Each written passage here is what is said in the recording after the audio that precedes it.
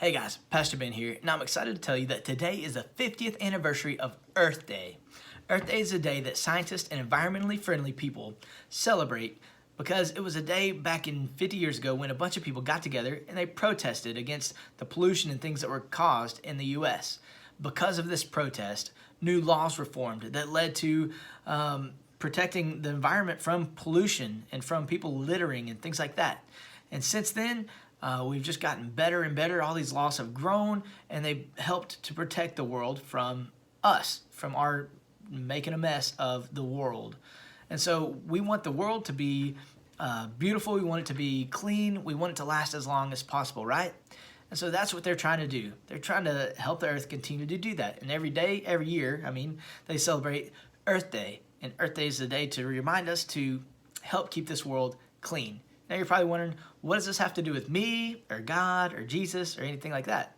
And I'm glad you asked, because it has everything to do with us. You see, pollution and the messing up of the earth didn't start back in the Industrial Revolution. It started way back, not long after creation, with Adam and Eve. Adam and Eve lived in the perfect creation. Everything was wonderful. Everything was amazing. Animals were their friends. They could pet a lion. You know, they weren't eating each other. They weren't eating people. Everything was perfect. There were no storms. There were no pandemics. There were no thunderstorms or floods or hurricanes or tornadoes or anything like that.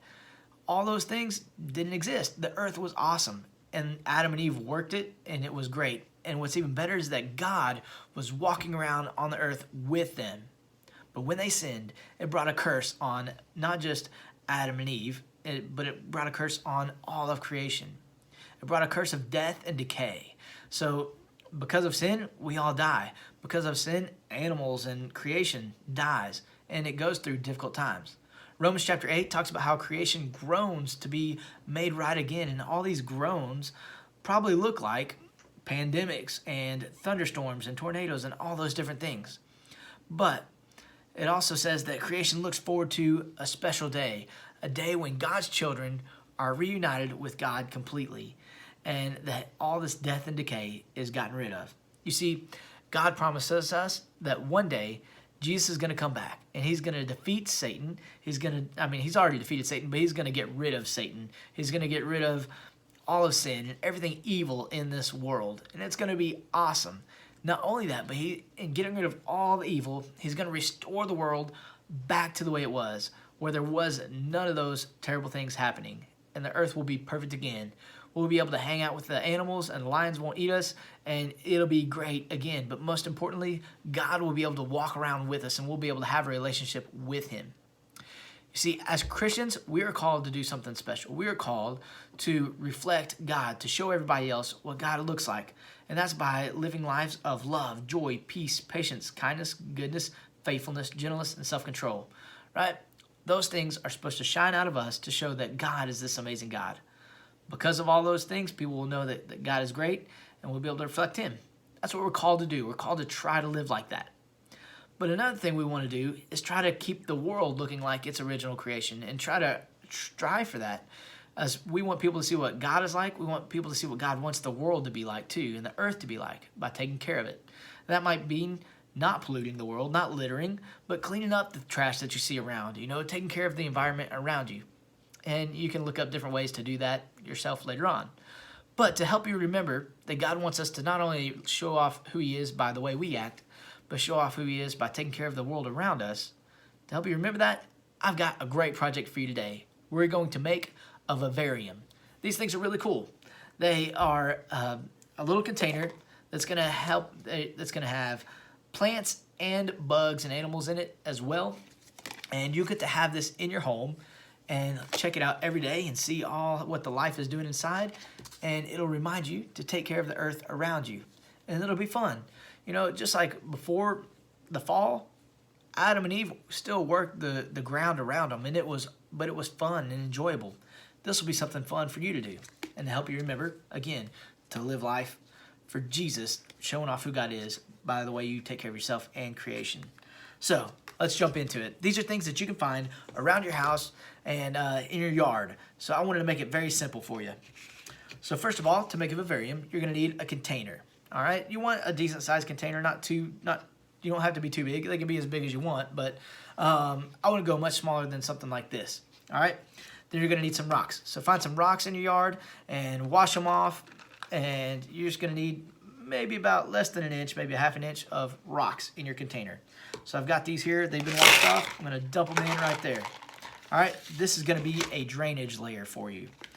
Now, what that means is when you water this, when you put water in there, the water's gonna go down in here. It's not gonna sit up on the stuff, on your dirt and your plants.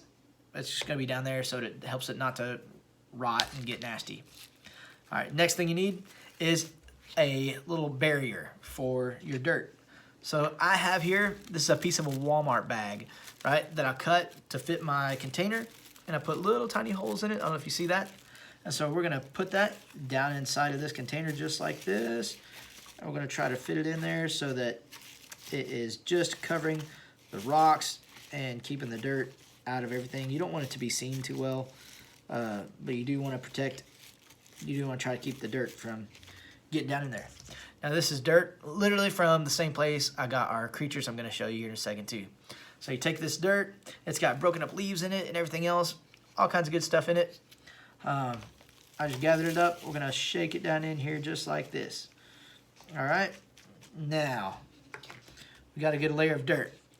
Now, next thing you're going to need is some plants. Now, the best thing you can get is moss. You can find moss in the dark, shadowy areas of your yard where it's a little wet. And moss is something that lasts forever. It's really easy to take care of, and it's really pretty too. And it stays low, so it's not going to get too tall for your container. So I got this. I think it's like sphagnum moss. I'm not even sure, to be honest with you, but we're going to go ahead and put some of that down in here. I also like to get little plants, right? These are weeds from the yard. Weeds are nothing you're going to worry about if they die, but they still look really pretty in a vivarium. And if they do die, you can get a new one from the yard and plant it back in here. So we're going to make a little hole for this, put everything, all these roots down in there, and cover it back up.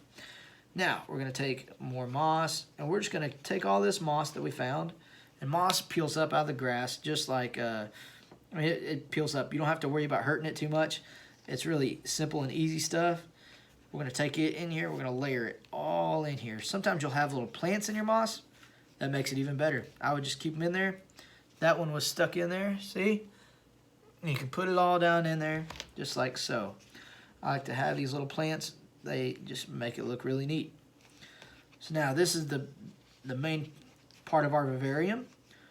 What you also might want to do is you take some rocks and sticks out there, find a neat rock, and you can put it in there, and it just makes a cool look. I got a couple sticks to put in here too. We'll just kind of lay these around here in different ways. All right, so this is our vivarium. Now, one of the best things you can keep in a vivarium that like this kind of environment are roly-polies. And you can usually find roly-polies in the similar places that you find the moss and everything else. They're going to be under rocks and logs and different things like that. So I have some roly-polies here. Also, if I can find it in this, I have a millipede. So we're going to show you the millipede if I can find him in this mess here. We're just going to take these guys and dump them in here. In the same places you're going to find the roly-polies, you might come across a millipede. And these are what our millipedes look like. Ooh, I dropped him. There he is. Oh, I dropped him again. He is not liking being dropped. All right, here he is, millipede. And he's really fast. So I'm going to put him in there. All right. You can put all these guys in there. There's some babies in there, all kinds of stuff. So moss. Look, here we go. Now we have us a container with moss. We have some plants and some roly-polies. And you get to look at this all the time and see how your little bugs are doing. And they remind you to take care of the planet. And so then you're going to take your lid. You don't have to put holes in it, but if you want to, you can put little tiny holes in it, and that'll help. And so here's our vivarium and what it looks like with our lid on it. And you can look in it to the side, and you can see all the cool things in it. And you can use this with about any container that seals, glass containers or plastic containers, anything like that. So make a vivarium, enjoy animals for yourself, and have a good time. Happy Earth Day. take care of the environment, show off who God is by the way you act in your heart and by the way you take care of our planet so that it can show off who God is too. Thank you all. Have a great day. Bye.